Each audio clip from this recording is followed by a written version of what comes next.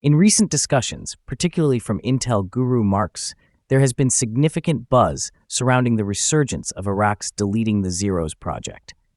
This initiative, which has been a topic of conversation for many years, is now reportedly back at the forefront of economic strategy in Iraq. But what exactly does this mean, and how does it impact the value of the Iraqi dinar? Let's break it down. The Deleting the Zeros project is often misunderstood. Many people think it involves simply chopping off the zeros from the currency notes. Essentially, that a 25,000 dinar note would suddenly become a 25 dinar note. However, this is not the case. The process is far more intricate and is deeply tied to the overall economic reform and strengthening of the Iraqi economy. At its core, the project aims to increase the purchasing power of the dinar. Currently, due to inflation and economic instability over the years, the dinar has lost significant value. This has resulted in the need for large denomination notes, such as 10,000 or 25,000 dinars, just to carry out everyday transactions. These large notes are cumbersome and reflect the low value of the currency on the global stage. The Deleting the Zeros project is designed to reverse this situation. The first step in this process is to stabilize and strengthen the economy, which in turn will increase the value of the dinar. Once the dinar's value begins to rise, the purchasing power of the currency will also increase.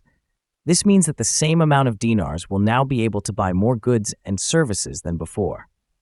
As the purchasing power of the dinar increases, the Central Bank of Iraq will then issue new, lower denomination notes. These new notes will be easier to use in daily transactions and will reflect the increased value of the dinar.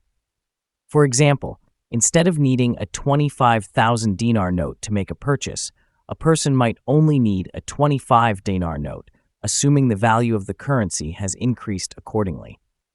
It's important to note that this process does not involve simply removing zeros from the currency and calling it a day. That would be a simplistic solution that could lead to confusion and instability. Instead, the process is about carefully managing the currency's value and ensuring that as the dinar strengthens, the physical currency reflects this change in value. The process also involves phasing out the large denomination notes over time. As the value of the dinar increases and lower denominations are introduced, the larger notes will become less necessary and will eventually be taken out of circulation. This is a gradual process that needs to be managed carefully to avoid any economic disruption. Iraqi officials, including Prime Minister Soudani and former central bank Governor Shabibi, have been very clear about this approach in government documents and public statements. The goal is to increase confidence in the Iraqi dinar, both domestically and internationally, and to bring stability to the Iraqi economy. In conclusion, the Deleting the Zeros project is a comprehensive strategy aimed at increasing the purchasing power of the Iraqi dinar and modernizing the country's currency system. It's a sign that Iraq is taking significant steps toward economic recovery and stability.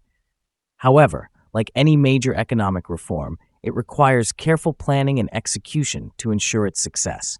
As these discussions continue, it will be important to watch how Iraq navigates this complex process and what the future holds for the Iraqi dinar.